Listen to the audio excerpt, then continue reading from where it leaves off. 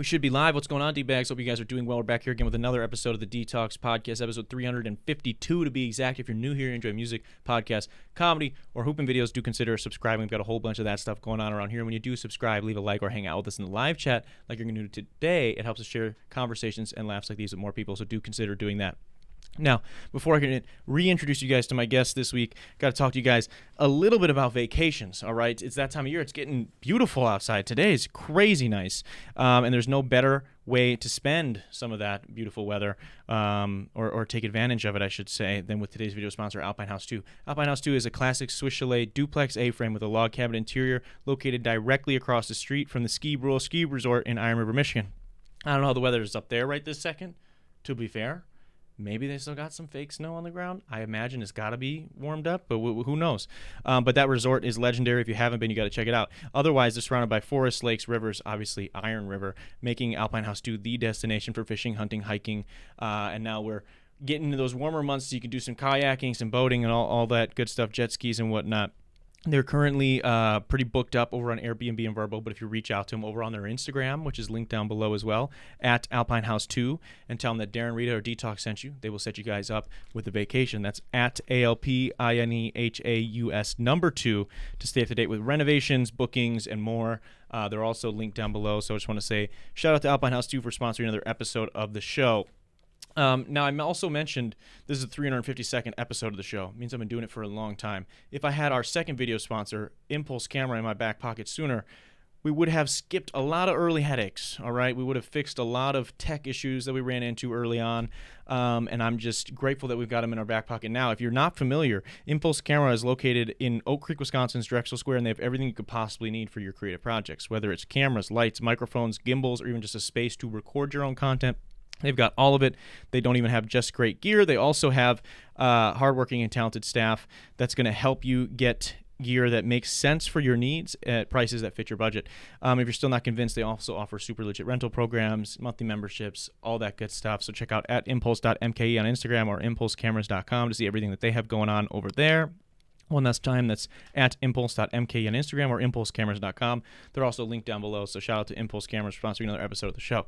Now, with all the church announcements out of the way, I'm excited to be kicking it with my guest this week. We got to give a wet detox welcome to Edith Rita. She's here. She's back.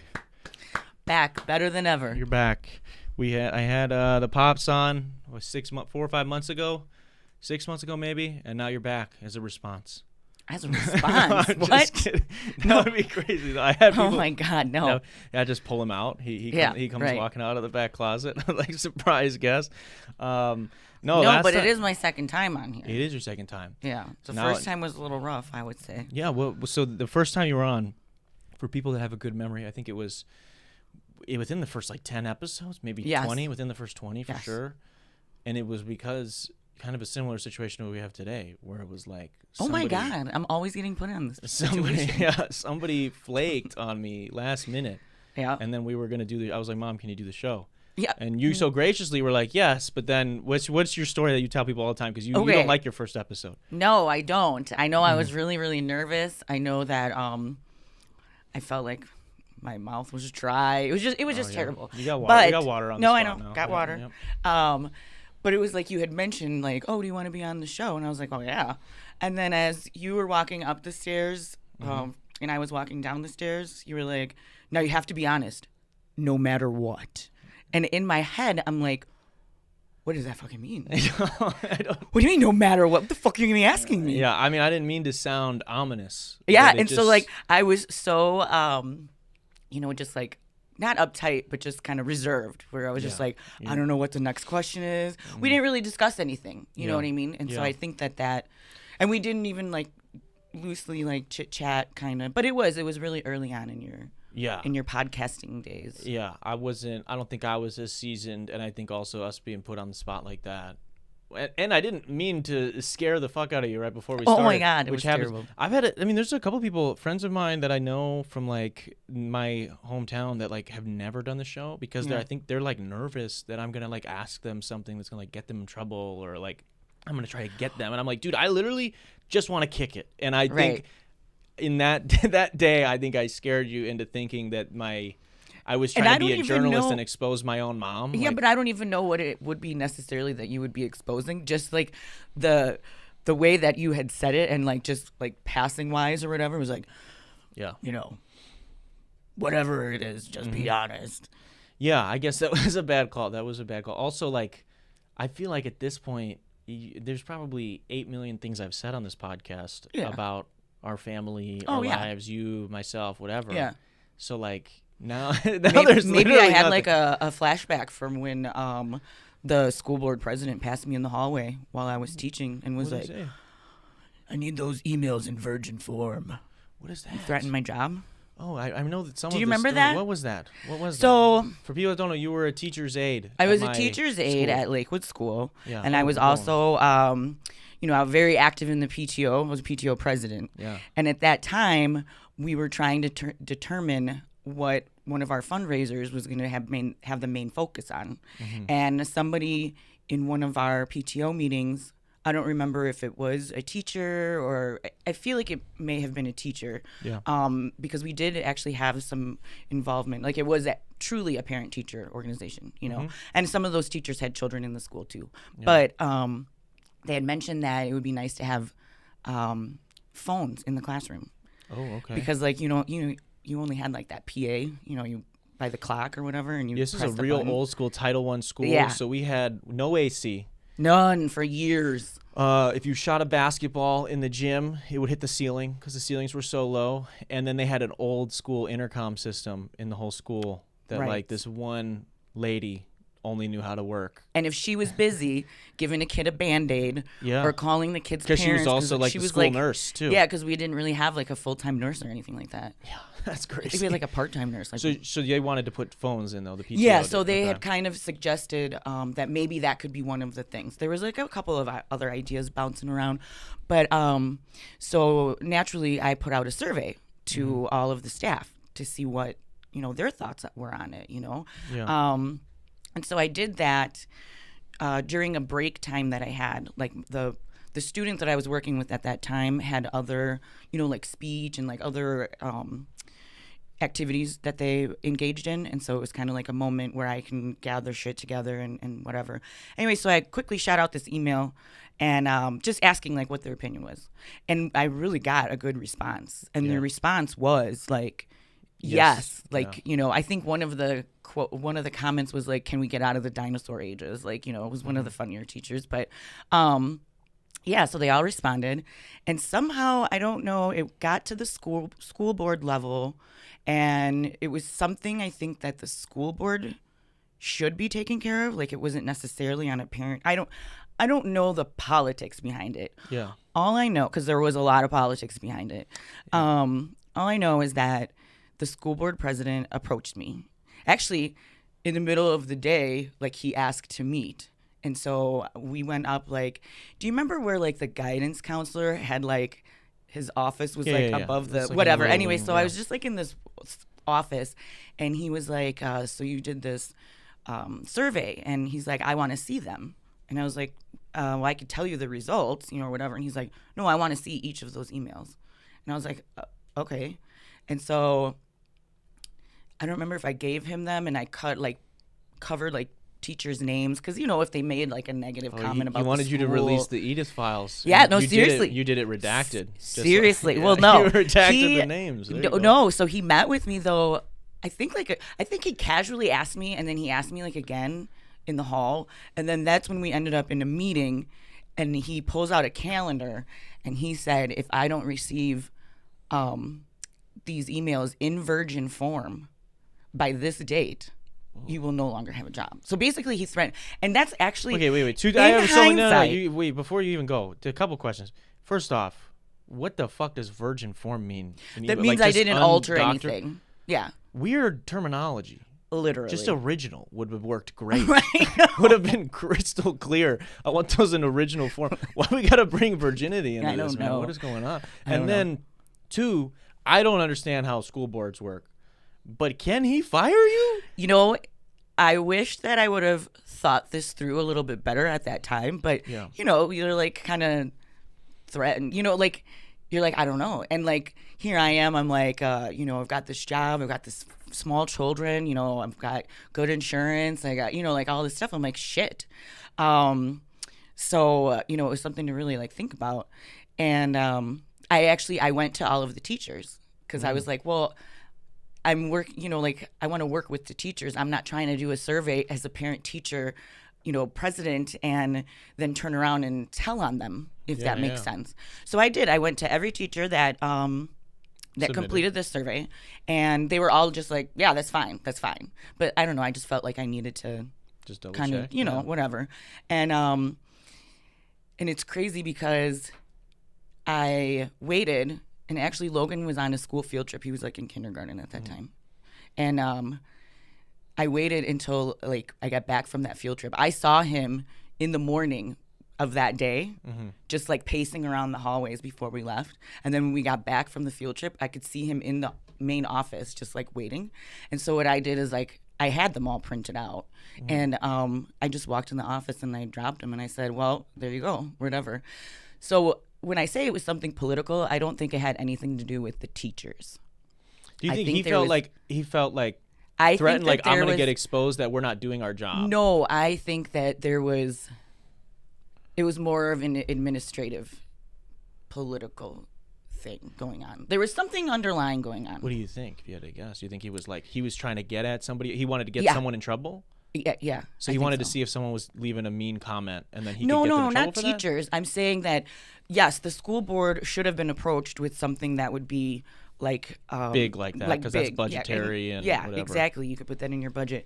And apparently it's something that was brought to administration's attention in the past and wasn't acted upon. So I think that that's where it was, is that he wanted kind of like proof that this was an issue from like before or something like that. I don't know. He went about it the wrong way. Yeah. And honestly, school boards don't work that they can fire random teachers employees. And employees. Yeah. Yeah. Get the fuck out of here, dude. That is not their role. What's so weirdo to me about like it's like, I mean, I think if you've spent any time in the service industry, I hate to always bring it into that, but that's like my life, is that like you meet so many fucking weirdos and people that like may help you to lose faith in humanity, where you're like, God, these people drive on the same roads as me, they vote in the same elections as me. A lot of them end up fucking procreating and then joining school boards. School boards? Scary. I'm going to say school boards in general. There are some great people that want to do well, and they mean well. Even if I disagree with their attempts to do well, they want to do well, and they're trying to do well by their children. Other people are straight up lunatics. I don't even know if they enjoy the children that they have I don't know. fathered or mothered, whatever.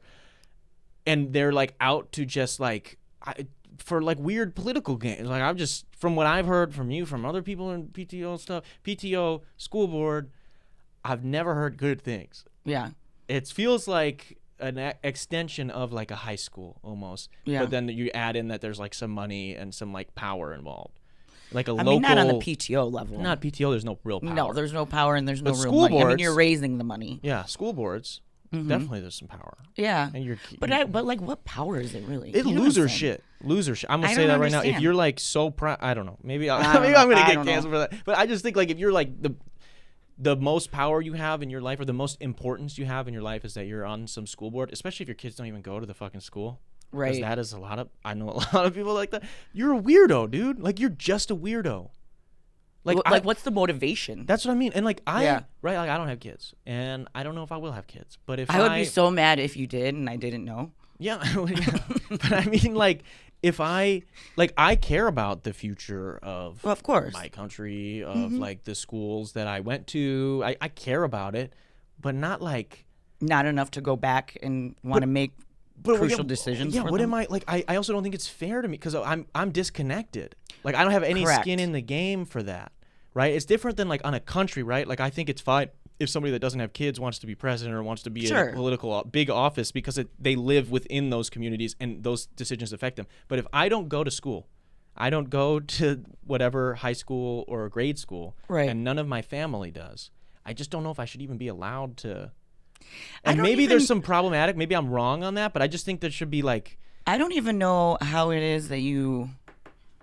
I think you just run for. No, you can just school run. That's the board. thing. I don't think there's not like. Remember, I was gonna run. Yeah, for because fucking... you remember after that whole shit that happened with the. Don't name any names here either. But anyway, I remember that there was a big thing that he ended up getting what's the word that I'm looking for? Recalled. Yeah. Yeah, he ended up getting recalled. You've seen Parks and Rec, right? I don't follow it like that. Yeah, but there's Parks and Rec. The depiction, like that show's depiction from the people I know that have done stuff in local politics. Yeah. Whether it's school board stuff or like literally like local like mayoral races and stuff like that. That is a great depiction of genuinely how like city councils and school boards and like the stupid local political stuff. And it's hilarious because like seriously, if I remember I was joking about maybe running for mayor a long time ago. Yes.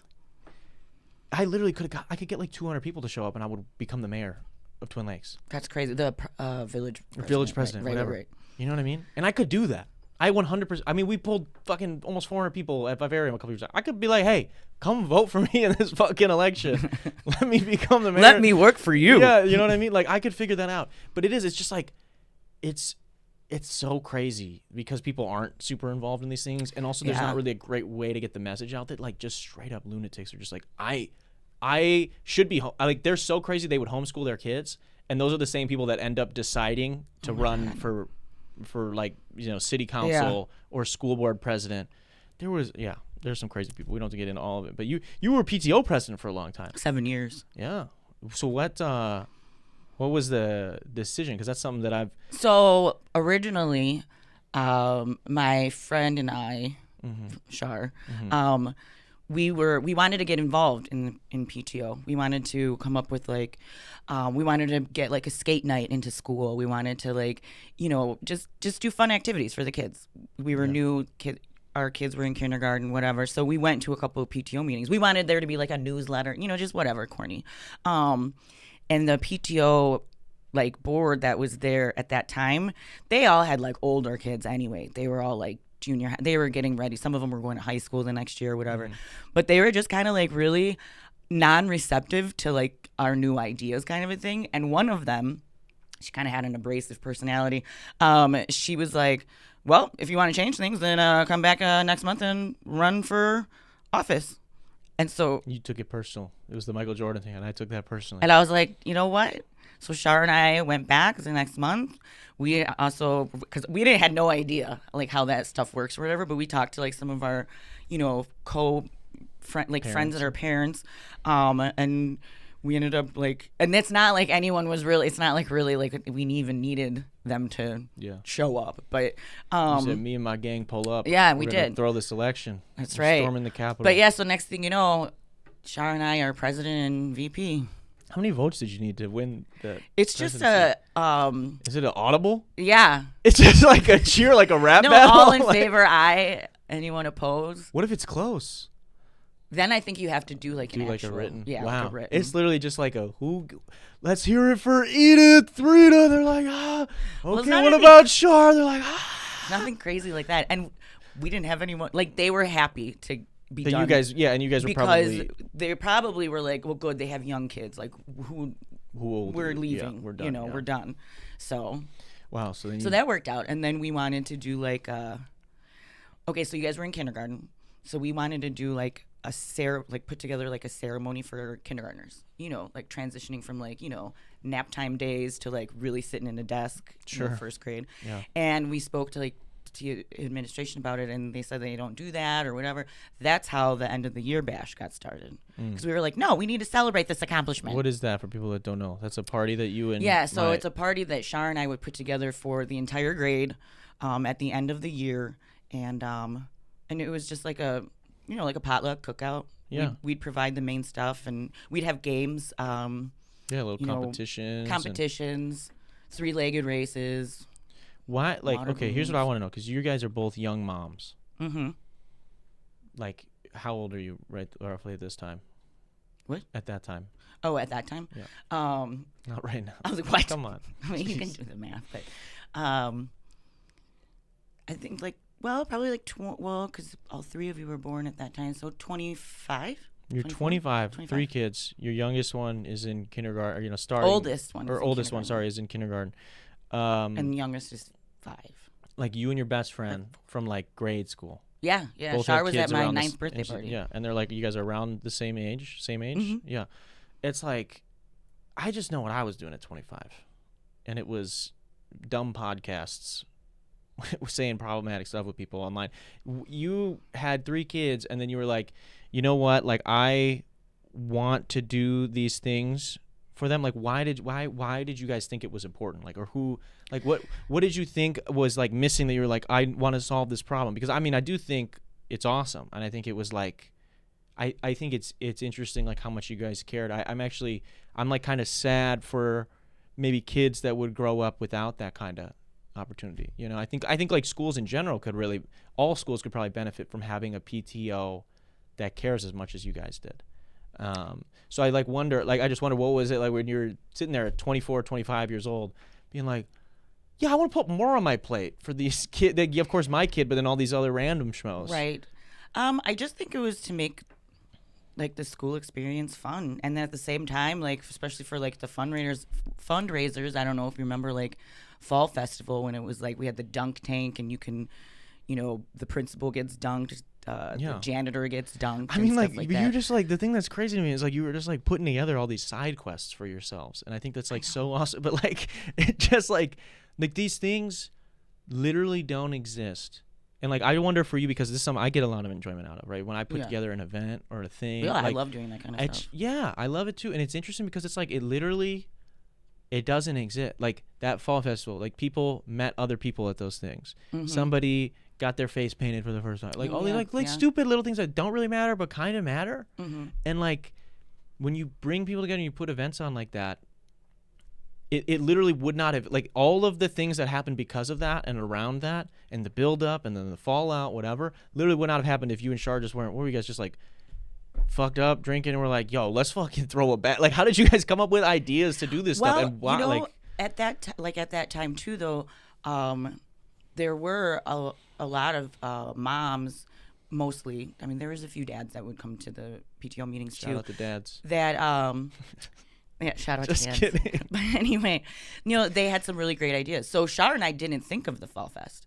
Oh. There was another a couple of parents. They were friends.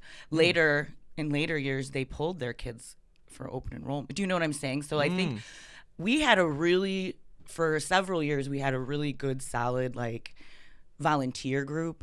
Yeah. Like Fall Festival would have never been as big as it was if we didn't have the support behind us. We had, like, that thing got big enough where we had committees. Mm-hmm. So we had the donation committee, and they literally would reach out, and we'd get, like, family tickets to Great America to get raffled off. Yeah. Baseball games, just, like, there was a lot of legwork that went with it, but it was grinding. Like, everyone was really willing to take on that. And so for it wasn't just volunteering too. Yeah, and it's all volunteer. Wow. And so it was like, and it's so there was a bake sale committee, donation committee, raffle committee, like silent auction committee. Yeah. So like there was a lot, and then there was like the activities. Somebody obviously needed to get somebody with the face painting. Mm-hmm. Somebody was designated to make sure that we had the dunk tank, and so there was a lot of stuff that went with it. What goes into the logistics of getting a dunk tank? I love a dunk tank. I forget where we rented it from. Just rented from somebody? We might have even rented it from in town. Oh, wow. Because they got all kinds of like that. They fill it up for you, or you guys have to fill it up? We used to get our bounce houses from there all the time. Yeah. Oh, yeah. No, I think we filled it up. Oh, they don't fill it up and bring it. I'm just interested, if they set the whole thing up or what. Do they give you any instructions? That's kind of funny. I don't know. I wasn't on that committee. You weren't on that committee. Okay, that's just great. I just think it's cool. Like, I don't know. And I know for me, I really enjoy putting together things like that and having a lot of like moving and working pieces and then seeing it all come together. Yeah. So it's pretty cool. I just think it's really cool and special for that group of kids that gets to experience something like that when you have a group of parents that care and are willing to put in that kind of time. If sometimes I will get in a conversation and I'll like bring up some of the stuff that we did. And again, I get like kind of saddened. I find out like people didn't have like the same kind of stuff. And I mean, and we were like, for people, I don't get it twisted. Like, it's not like this is like some preppy, expensive school. We're in the middle of nowhere, but this is a Title I like shit rundown school. Right. You know what I mean? Like, there's great people that work there, great people that went to school there. Yeah, that are but going it's to underfunded. It's a shitty school. And like it's kind of this beautiful thing that there was this like super dedicated group of parents. And that I cared. think that, I mean, even after Shar and I were, done because you guys moved on. Yeah. I stuck around for a couple of years, not as like a PTO president because I was like, whatever, because Ariana and Logan were still in school. But, I think that ideas change, which is good. Like people came up with different activities. So it's not that things like went away completely, but just, maybe the amount of involvement, I think. Yeah, and I feel like that faded towards the end. But again, kids were getting older. They're involved in club sports. They're involved in, they're getting into like the Panther, whatever. Panthers, so there's probably like parents I think would be like, I'm already driving around doing this, that, and this. Yeah. I'm not baking some, whatever. Yeah. I just think too, I think it's important to have stuff like that because I do think like now, today, there's so many more ways for us to all like be kind of secluded. Like with our own algorithms and like now kids are on social media earlier and stuff like that. And it just like, there's a lot of things that make it easier for us to kind of all be apart and make it hard for like community things like that to be built because it's like, well, what's the importance of it? I have everything I need on my phone. I have this or whatever. Like, I think I feel very lucky. I'm really thankful for you. Do you and remember Shar our and all first these people. dodgeball tournament?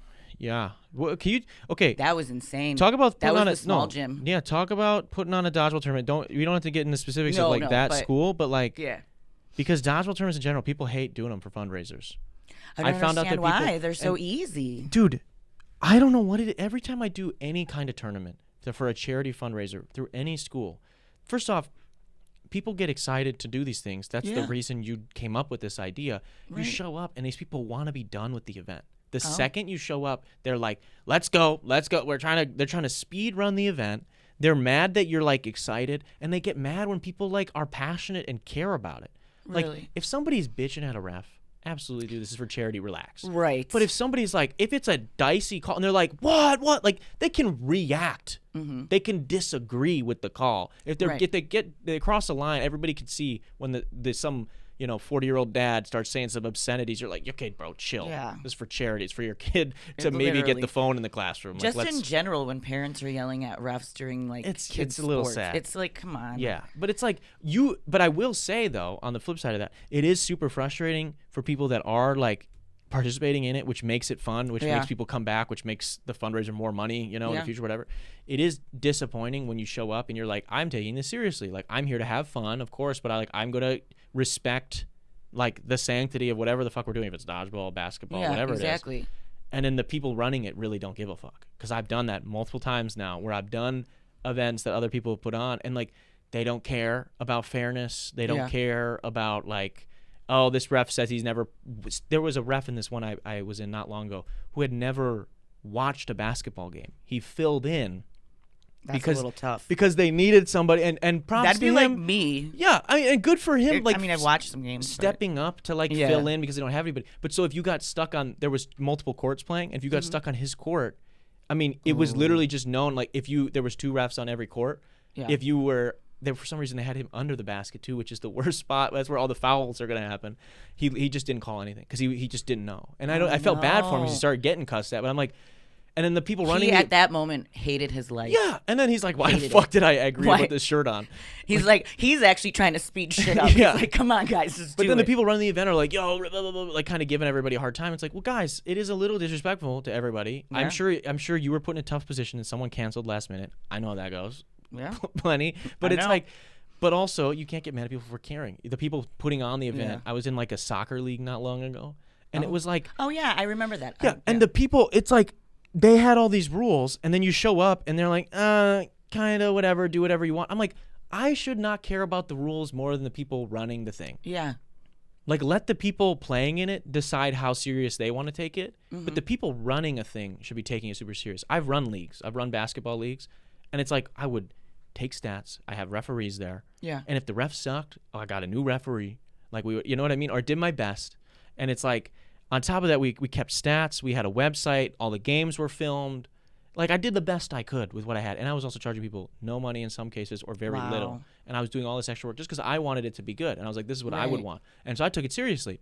And it's like then I played in other people's shit where I was in the soccer league and it was supposed to be co-ed. Yeah. And they had all these rules that, like, the women are supposed to play at least this much and da-da-da. And then you get there and they're like, it's just kind of like girls have to play At some point. It was a good amount was the words that they used, and then they changed it to that the second year because enough people complained because you showed up. What is a good amount? That's a bullshit what is term. a good amount? Yeah, it's whatever they want it to be. So Yeah. it's whatever it is so that they don't have to actually enforce a rule. Yeah. And then some team have to forfeit because they are cheating the system. So we're playing this fucking Slovenian team that doesn't even have a girl. And then in the playoffs started, like they had to have a girl show up or they were going to forfeit. So they won the whole But season. how did they get away with it? The whole season they got away with it. Time? They got away with it the whole season. And then sometimes she would show up like 2 minutes left in the game and just sit on the sideline in the jersey. And then in the playoffs they like stuck her in the back and she would play the first 2 minutes and they would just sub her out. And I was like, and we showed up That's terrible. thinking it was a co-ed fun Right. league. And I'm like, I'm still trying to win, yeah, but I understand it's a co-ed league. We're here to have fun. It's half girls, half guys. We showed up with like girls that had never played soccer before. Right, because you're there to have fun. To do what Yeah. it was said to do. And then we got fucking murdered the whole season. So I showed up next year with the fucking bomb squad and we took care of business. But Nice. it just pisses me off that like why are we not taking it serious? So you're putting on a dodgeball tournament. Give me like start to finish like, okay, we're gonna put on a dodgeball tournament. What are the naysayers saying? What do we do to do it? And then what is like the shit that sucks about it and what's fun, like what's great about it? I don't think that there was any naysayers. Nobody was like, No, I think everyone thought it was a really great idea. It was something that hadn't been done before. And mind you, the dodgeball tournaments, they still have them every year. Yeah. They just had one. I heard about it, yeah. Yeah.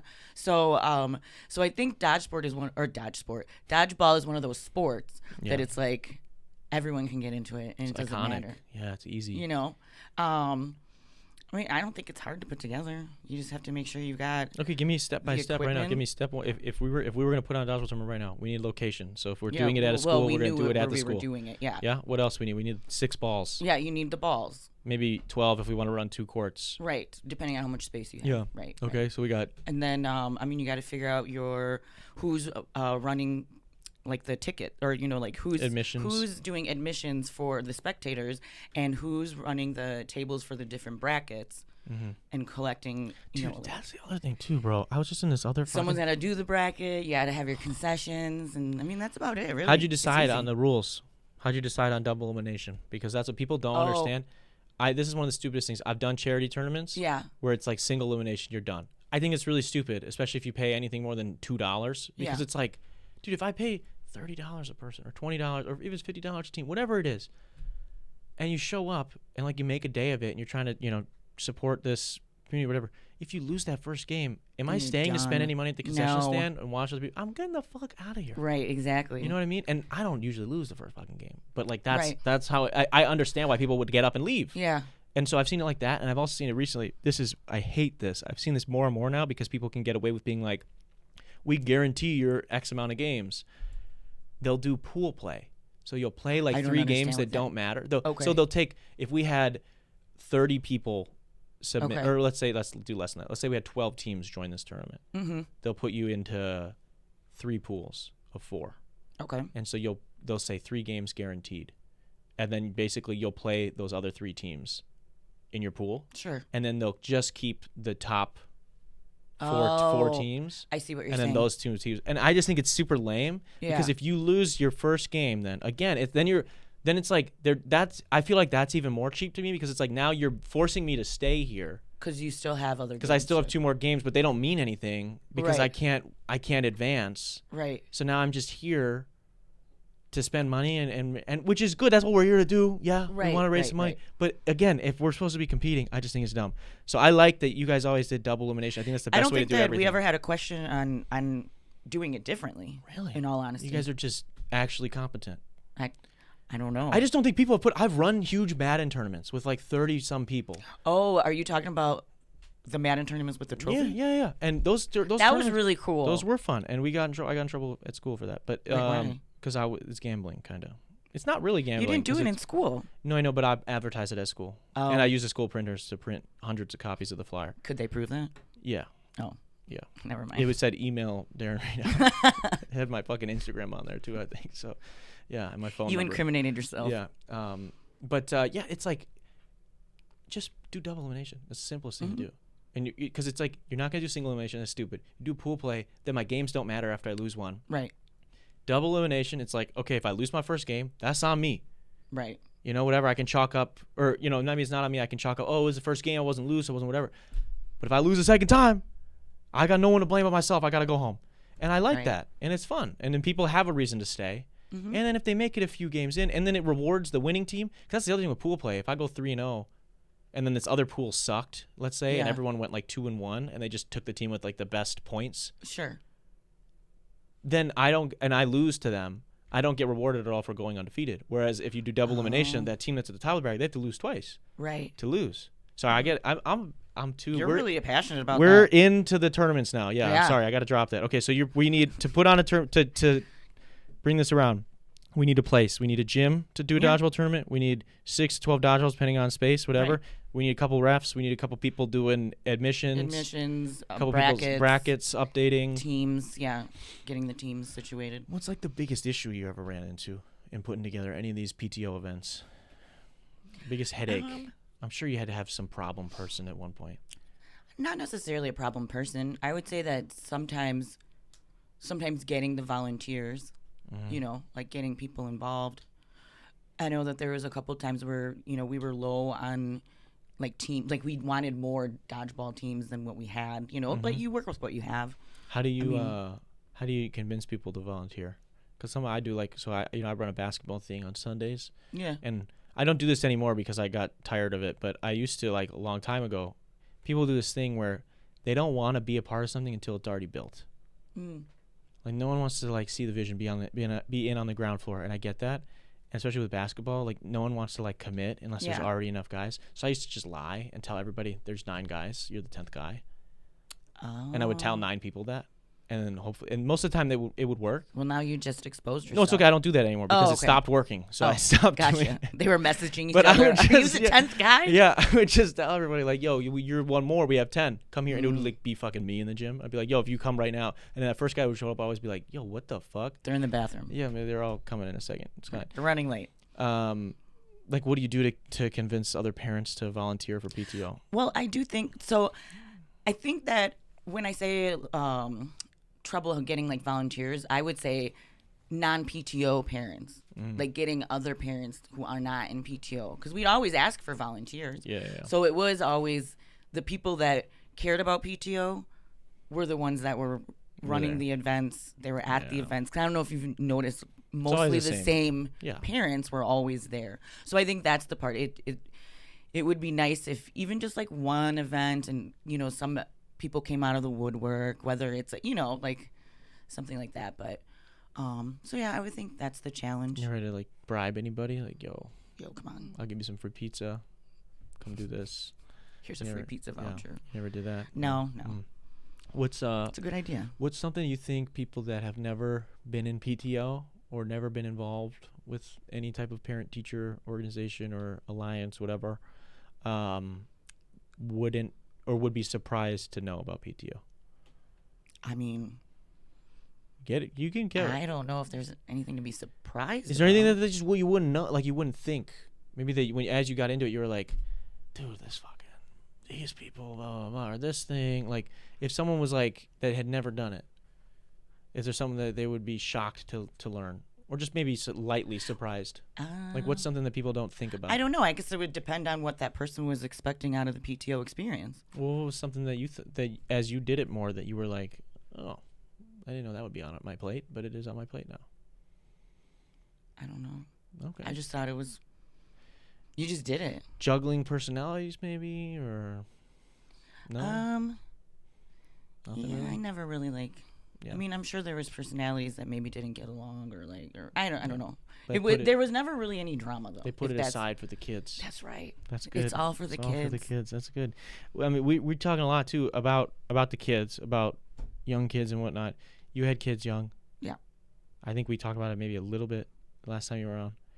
I Maybe. think so. I don't remember. Yeah, I think we exactly. did a little bit because You were. What we didn't talk about, which we were talking about before we went live today, was you were pregnant with Yana in college or Logan? Logan.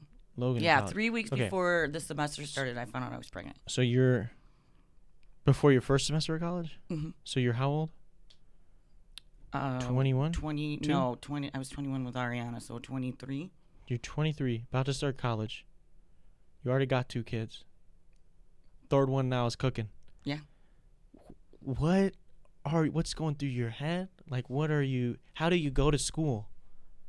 And what was your plan to go to school, to go to college and do that? Because I know friends that like Fortnite Season 6 came out and they said, you know what? You don't. I'm good on college. I promise you. You know them. Oh my God. I know multiple people that the fucking new season of Fortnite came out and they said, you know what? I'm not fucking doing my classes anymore. I'm not turning in assignments.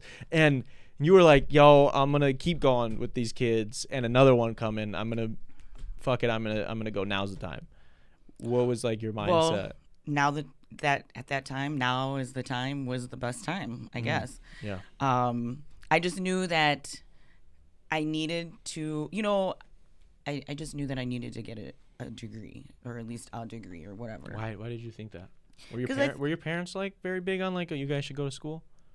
I mean, they seem like they would I was care gonna say about my that. brother, he went to school. He's got like his master's, and my sister went to school. She's got a PhD. Yeah. So yeah, just me with a lonely bachelor's. Yeah.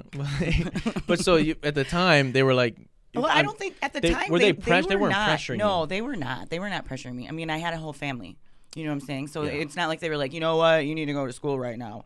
But it was like just something that I felt like I needed to do. I needed to further my education. I didn't really take high school all that seriously. And then unbeknownst to me, I really fucking enjoyed college, and I would be a perpetual student if I could be able to afford life. Yeah. So, because I really enjoyed it. Yeah. So you were just like, I'm gonna put the blinders on. Yeah. I'm just gonna grind. Yeah. So what does day-to-day life look like as a 23-year-old who's going to school with 2 kids, and pregnant with a third one? Like, what is like your schedule? Like, what time are you getting up, going to classes? Oh my God, I don't remember what time I was getting up or anything like that. But I mean, you have to get up with enough time to, get the kids ready, get yourself ready, get everybody's stuff together. I mean, you guys weren't in school or anything like that, or even, like preschool. So I was lucky enough that my mom would watch you guys while I was at school. Yeah. So that was nice. And I mean. She was snapping we would get the Polish bread. I know. A little bit of butter and American cheese on top. That's like your favorite, or it was your favorite. That was it. And she would cut it into little cut it pieces. into squares. I'd never seen that before that or after that in my life. Like little cute squares. Little baby square. And I was like, I was set, man. So you were grinding, you were learning. So you would get up early. Yeah. Get the kids ready, drop them off at your mom's. And then you would go to class. Go to school, then come pick you guys up. What time were you done with school? Was it like all day, or were you It depends. I think that so I didn't do any night classes until because obviously you start with gen eds, so they're pretty available. Yeah. But then once you move on, sometimes classes get like you have to go to like a night class or like whatever. But at that time it was like,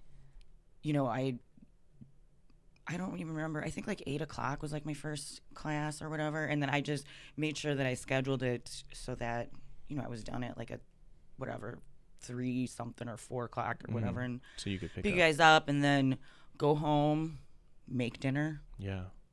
Get you guys situated, bath time, all that jazz. And then I'd work on homework until. Dude, that sounds awful. Till I don't know what time.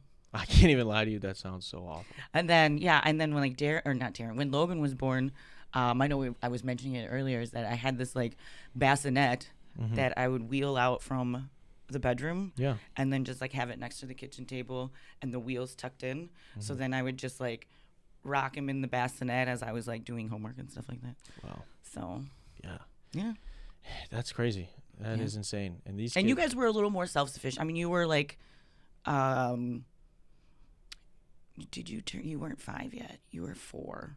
So, I mean, but you guys could, like, you and Ariana would play together. It's not like I had to, constantly be, You're pregnant with a kid, right? I mean, we were talking a little bit after you had him and you were, finishing, getting through college or whatever. But, like, when you were pregnant with Logan and you already have 2 kids as it is and you're juggling all this stuff, I know some professors in college that wouldn't accept late work.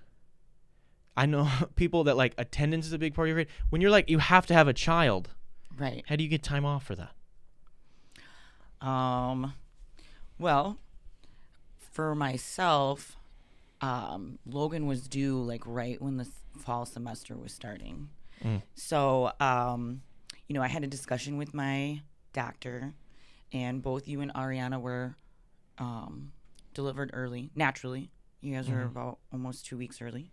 So we had the discussion, and if he was, you know, like if he, growth-wise, like he was developed enough, you know, like he was fully developed is basically, because they're not going to induce you if your child is not fully, and the lungs were like a big factor too. But they decided that it would be fine. Well, we were playing it by ear. So like it was a factor of like, once you start going in like your last month, when you go every single week to the doctor to see where the growth, you know, like how the baby is doing, it was going to be determined then. So technically there was no like guarantee, but obviously I needed to start the registration process for fall.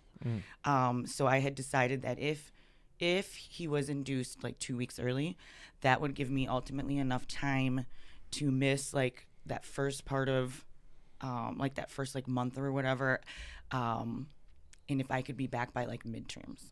So I had to do my research and reach out to professors, you know, first like come up with a mock schedule, reach out to those professors, and then see if they would be willing, you know, because attendance is huge for some classes. And so like, I'm not going to register for that class if, you know, two classes and you get dropped, you know, you miss 2 classes and you get dropped. So I had to reach out to professors and see if they would be willing to allow for me to keep up with schoolwork, hand in what needed to be handed in, but basically do it kind of like on my own and kind of but like meet a classmate that would be willing to maybe share some notes, and like, you know, like there was, you know, like that. Actually, that's how I met Amy.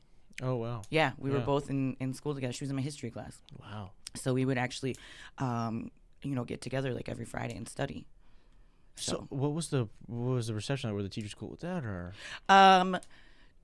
Yes and no.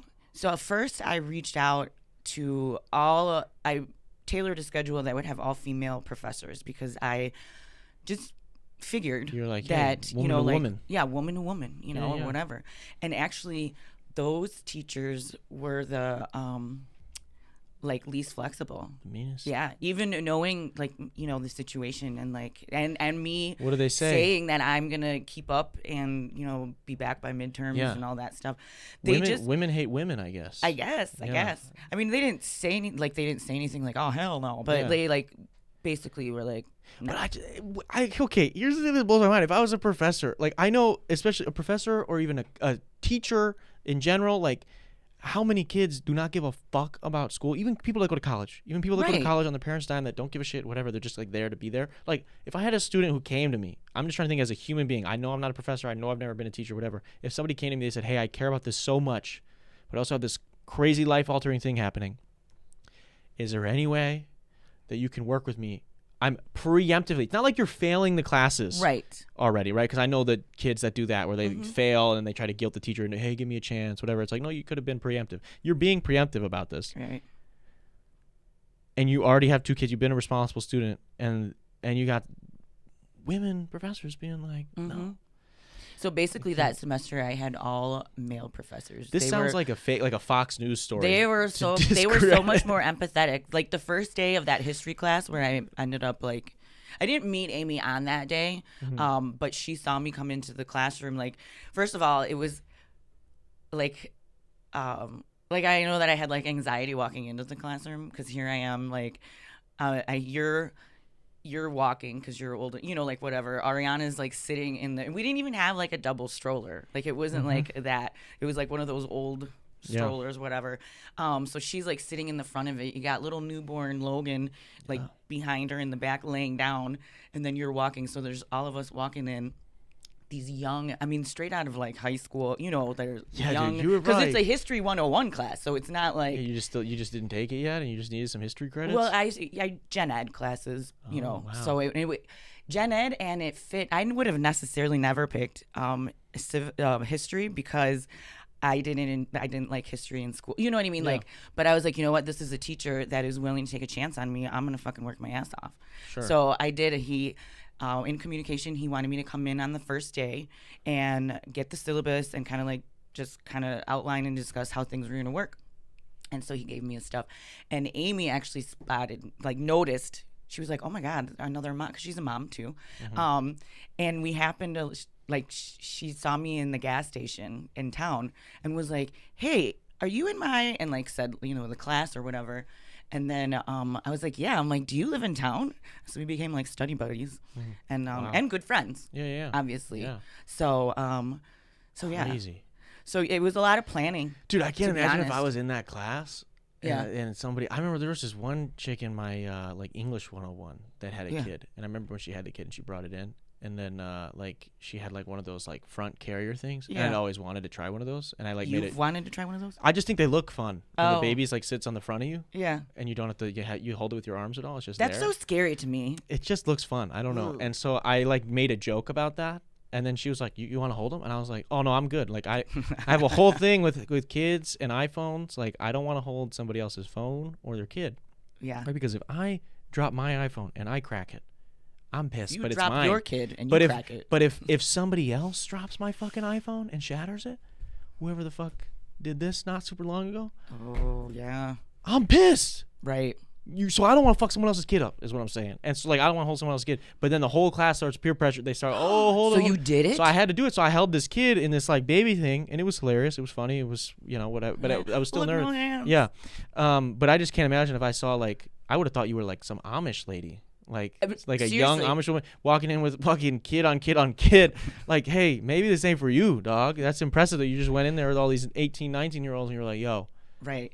I'm doing it. I remember I have some memory from being there as a kid, a young kid, and just drawing pictures and whatnot. And I remember, you can tell me if this is true or not, or if I completely made this memory up.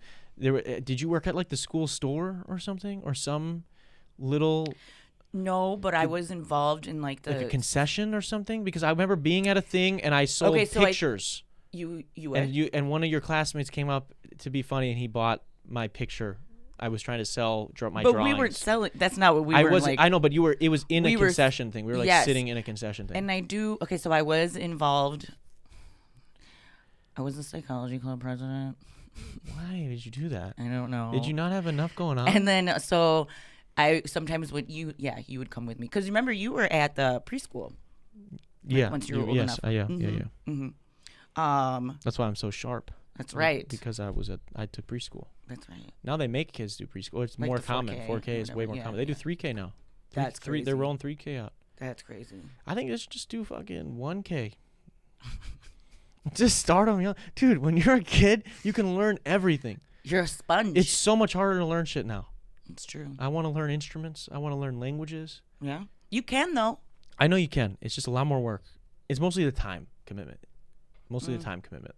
Can I do this? And can I dedicate enough time consistently? Because I could how to do it. You know what I mean? I could do 10 minutes a day of learning a language on fucking Duolingo or whatever. It's not. It's gonna take me so long, and I'm not really gonna learn. I'm just gonna learn a bunch of words. I'm not gonna learn the language. I would need to spend an hour a day probably for a few months, and then go travel to that place and live there for a month, and then I probably would feel okay after a couple years of doing that. Sure. But as a kid, just throw it at them, dude. Start teaching these preschoolers long division. That's what I'm talking about. Lattice boxes. They don't even do lattice boxes anymore. But okay, so yeah, they had me at the preschool, and then I would go to. So you would drop me off at the preschool across the street from the college that you went to, and then you would go to college classes. Mm-hmm. And then pick me up. My mom would still have Ariana and Logan, but since you were old enough to kind of go to a preschool. Did you send Logan to preschool? Mm-hmm. Oh really? He actually had he went to daycare. He was 1. Oh. I think he was 1. What was maybe 2. Give me a tip 2. If there's a mom listening, someone who has a kid or kids, and they want to go to college. What would be a tip you would give them to make things easier for them and doable? I mean, I guess it depends on their situation, but I would say to utilize any resource that you can. For example, I was lucky enough to have, my mom help out with childcare. Not everyone has that option, but, maybe some people are eligible for some kind of community assistance that can help them with that, for example, with kids. Otherwise, you just have to you really have to like just be focused and persistent. Like this is what you want, and you just have to keep your eye on the end goal. Like that's consistently like every semester that I took in the fall and spring, they were 18 credits. Yeah, that's and crazy. then I took winterim and summer classes as well. Did you ever feel, I'm joking about how like I would have probably judged a little bit and been like, wow, this lady like in here, whatever. Did you ever feel like, oh, I'm like, because you're only a couple years older than these people, but still, you are like, it's also very different once you start having kids. Like I have friends that are my age that have kids, and it's like you do age differently, right? Because you're doing different shit, right? Like, did you ever feel like I'm like the old? I don't think I did not. Never got psyched out by that. No, that's not good. At all. But also, I went to Parkside. And Parkside is a non-traditional school. There's a lot. I don't remember, I don't know the percentage, but there's a lot of adult students. So it's kind of, I had other adults in my classes. So. Wow. Sorry, we got you're good. Help pulling up here in a moment. Okay, what did we not get? So we talked pregnancies in college. Mm-hmm. We talked PTO stuff. Mm-hmm. What? I'm trying to think. I had something else that popped in my head there when you were talking about preschool and stuff. Oh, was there anything ever in raising 3 kids that you were like, I'm nervous to let them do X?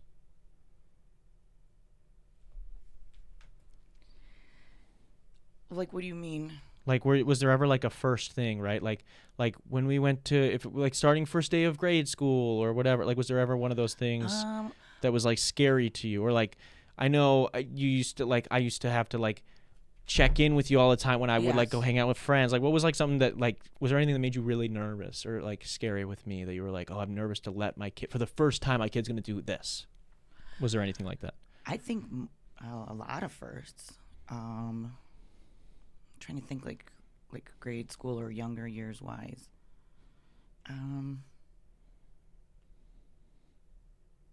Can't really think of anything off the top of my head. There was nothing, because I could tell you for me. I would say like the first time that you wanted to walk into town, like those kinds of things. Like once you got a little bit older and, obviously kids want independence. We actually live in a pretty great town where you can like, walk to the subway or the Twin Lakes Snakes. Well, okay, around. not that, but but you know what I mean, like for people that don't or know. go to like to the pig, get some ice cream from the ice cream shop. So there's sidewalks you can like walk on. And for people that don't know, we lived in a small rural town, but there is like some sidewalks you can get into where there's human beings and stuff. Even though we're kind of like there's a town and then it's the middle of nowhere then around it, but there is a little town. Okay, I could see that. Was there ever a discussion that did you and Dad ever disagree on something? I'm sure we disagreed. That I wanted to do, where I was like, oh, I want to do this, and he was like, no, and you were like, why can't he do this, or vice versa? I'm sure. I mean, I can't think of it. How does it change with each kid? Because people say it gets laxer. I think it does get more because you've been through it. Yes, and you realize that it's not as bad as. It's not the end of the world. Yeah, and it's not as bad as what you're anticipating in your head, because you can kind of create like the worst case scenario and and stuff like that. How did it work? I know I was definitely scared for you to drive. I don't know if you know that. Yeah, you're terrified. You're still scared. What you pulled, for people that don't know, she actually almost killed us one of the first and only times we drove together. That is not true. We were pulling out of our neighborhood, and I'm driving the car, and she doesn't trust me that I'm going to make this right turn. It's a right turn. Yeah, she fucking pulls the steering wheel. No, and so pushed it. And then we go straight into the ditch, and she's like, no. See, this is not how I told you that was gonna happen. I wish we had cameras in the car. It was fucking. I wish we would have. It's not how it happened. That's. But I'm interested. This would be the last thing I want to ask, because you and Dad both were some troublemakers a little bit when you guys were younger, and I feel like specifically, I mean. Some of us, of your kids, have been a little troublemakers in some years of their lives, whatever. But for the most part, growing up, like we were pretty, like we were very well-behaved kids. And I see a lot of kids now that I go, God, they're not well-behaved. And I don't know if I've heard that it's like a trauma response. So if a kid is super well-behaved, I think in general we were pretty decently behaved. But like people would come up to us in restaurants. I remember come up to you guys and be like, these kids are so well behaved and blah blah blah. Was it ever weird? Did you and Dad ever have like a weird moment where you were like, because I mean, you guys knew each other and you knew where you came from. Yeah. And you guys know that you guys maybe were doing some not great stuff. I mean, were you ever like, dude, these kids are pretty good? Yeah, you guys were great. Were you ever like, you guys were great. You guys all got along great. You guys didn't really, for the most part, fight. I'm sure you irritated each other mostly on purpose. Yeah. But no, you guys being well behaved. I mean, I grew up and I had to be well behaved. I know what you're talking about when you see kids and you're like, what the fuck? Yeah. Is there like, can they sit down? Can they sit okay, still? Can I ask you? Because like, there's no way my parents wouldn't have fucking put up with half the shit. I know. Shit. And here's the thing, people. And I think you guys knew that we weren't gonna put up with that. Yeah. What is the right way? It's not like we said, you better sit the fuck down in that table and not bang the forks on the table or else. You know, it wasn't anything like that. I think it's just like it was an unspoken. You think it's because like my parents? I don't know. You guys were kind of dope. You guys had some aura, maybe. I don't know. Because you guys were aura farmers a little bit. Both of you guys were aura farmers. Yeah. You guys were both like the young, attractive couple, and you guys were always trying to serve fits, and like you kind of had us as like your accessories a little bit, you know. Cute accessories. Yeah. Cute accessories. Do you maybe that's the key to maybe. Good parenting, because you weren't having to get in our face. Like I see some parents, right? That's I just like I wonder like for being a parent in today, because I see so many kids that fucking suck in public, and I go, what do you do if my kid's entitled? If my kid's like a douche, like a young kid, because they're young, right? So they're still moldable. That's on the parent at some point. I don't understand what I would do when I see some of these kids at these restaurants or in public at a grocery store and they're acting like idiots. I'm like, I know you're not gonna hit him. I'm not gonna hit the kid. I would never do that. Right. But I might grab him. I might be like, what are you doing? I mean, man? I could think of a couple of examples like when you were younger. Yeah. When one of them's kind of funny because then you kind of helped Ariana out through your experience. So there was one time we were at Jewel in Antioch, and you wanted a Lunchable. It's so funny because we were just talking about Lunchables. Don't eat Lunchables, guys. They're not good for you. But you wanted a Lunchable, and you wouldn't put it on the belt to get it scanned. And I was like, you have to put it on the belt or you're not getting it. And you're like, no. And I was like, you have to put it on the belt or you're not getting it. And finally, I snatched it. I gave it to her, and she went. I said, no, he's not getting it. And you lost it. Started crying? Yeah. What do you do? You lost it. What do you do? You just let him cry? Paid for the groceries and walked out. And this lady came out from the line and came up to me, and she goes, you did such a good job not giving in. And I was like, she's like, oh, I can't do it. She's like, oh my God. But then, okay, so fast forward however many years, but Ariana's around that same age, and it wasn't a Lunchable, but it was something. Yeah. And I was like, yeah, you can get it. Put it on the thing. She wouldn't put it on the belt. She wanted to hold on to it. Yeah. She wouldn't put it on the belt. I was like, listen. And you said, if you don't put it on the belt, you're not going to get it. She put it on there? Yeah, she did. That's good. That's good. So you prevented her trauma. That's amazing. Yeah, that's good. I was protecting her. So her. That's kind of like an example. You know, I mean, not saying that has to be that extreme. And you did one time that Dad and I were with you together, and you did throw a fit at Century, whatever, and we walked out. I mean, it sucked. We didn't get our groceries, but like, you're not making a scene. You're not misbehaving. Yeah. That's good. You know? Yeah, so that's how you do it. It's I think stern parenting, it puts on right? more of a burden for you in the beginning. Yeah. But in the long run, I think it's better, right? Because it's like I get the soft parenting shit when people talk about right. that. I understand that. If it's like, yeah, buddy, why are you sad about this thing right, that somebody right. said? Like emotional stuff, sure. But it's like most time a kid is throwing a tantrum over like I wanted this thing and I can't get this thing. Right. Or I want my way and I can't have my way. And they don't even really know how to express their emotion. Right. Then it's like you teach them that by being stern, I think. Right. I'm guessing. I never had kids. I don't know. And by showing that there's a consequence to every action. Yeah. If you're going to act like this, then you're not going to get this. Yeah. Or if you act this way, you're going to get rewarded. Yeah. Like it's a... Maybe I'm like old school, but that's like one of the things I feel like you guys did right.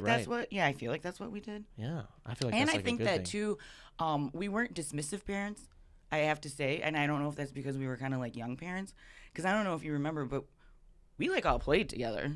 Yeah. Do you remember like Ariana had Polly Pocket and like, you know, the housekeeper would mess up the house. Like your G.I. Joes would come over and try to like throw a pool party. Yeah, I remember we would play like we would, board game, like Life yeah. and stuff. Yeah. But like we played together. Yeah, we played like So outside. I feel like we almost like grew up together in a certain sense. Yeah.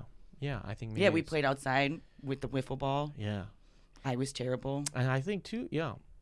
It's interesting. It's really interesting. I wonder because it's like different people that their parents are like a lot older. Like maybe you don't get that. Yeah. It's like more like dismissive, like you said, or like disconnected because it's like there's so much. There's Right. just culturally like different, you know, Mm-hmm. and it's like a power. Not that you guys were obviously our parents, but like I Well, think sure. I knew some people's parents who like I had no reason to be afraid of. Like now as a grown adult, I'm like that man or woman is not scary at all. Right. But I remember like going into their households and being like there was a coldness between them and their kids. Whereas like I respected you guys and I was afraid of you guys a little bit, Well, sure. but not in a cold way. Right. Where it was like there's a distance because this parent is like so away from them. Where it was like you were afraid of so and so's dad, or you were like kind of afraid to like talk to so and so's mom. Like you kind of hoped they just didn't come home. Acknowledge you. I think there's a little bit of that with everybody's parents when you don't know their Sure. parents. But whereas like, I don't know, you guys, I guess maybe because you guys did do stuff. Like you guys just kind of were like doing stuff with us. That was cool. But yeah, I mean, we're about that time. Is there anything we didn't get to or anything you want to bring up before we wrap? I don't think so. Any questions for me or things you want to get off your chest? Anything that's pissing you off to the audience that you want to say before we wrap? No? No, We're I'm good? good. Okay, Yeah, we're good. Well, Thanks. thank you. Oh no! Thanks for having me. Actually. Well, yeah, thanks for coming Thanks back for the on. hospitality. Yeah, thanks for coming back on. It saved me today. I really appreciate it. I want to say a quick thank you to anybody who listened today or who's watching or viewing days after over on Spotify or here on YouTube. I also want to say a quick shout out to our patrons. This should be up on the screen right now. If you guys are interested in getting behind the scenes access to extra podcasts, extra videos, as well as a series where I break down how I mix, master, write, record every single one of my songs, go to patreon.com/DarrenRita and you can help support the channel for as little as $1. Also want to say a quick shout out to Alpine House 2 and to Impulse Cameras, both for sponsoring another episode. Their stuff is linked down below. And with all that stuff being said, this has been the 352nd episode of the Detox Podcast, and I will see you guys next week. Peace.